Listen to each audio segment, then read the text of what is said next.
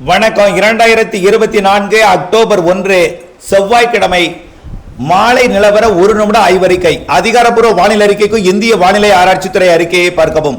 தற்பொழுது நீடித்துக் கொண்டிருக்கூடிய காற்று சுழற்சி மற்றும் வெப்பசலனம் காரணமாக தென் மாவட்டங்கள்ல கோவில்பட்டிக்கு வடக்கே, சாத்தூர் மற்றும் அதன் சுற்றுவட்டார பகுதி மதுரை உட்பட திண்டுக்கல் மாவட்டத்தில் ஆங்காங்கையும், சேலம் மாவட்டம் வரைக்கும் ஒரு சில இடங்களில் மழைப்பொழிவு எதிர்பார்க்கலாம். நாளை மேற்கு தொடர்ச்சி மழைப்பொழிவும் மலை மாவட்டங்கள் தொடங்கி கர்நாடக எல்லையோரம் வரைக்கும் மத்திய மாவட்டங்கள் வரைக்கும் ஆங்காங்கே மழை இருக்கும்.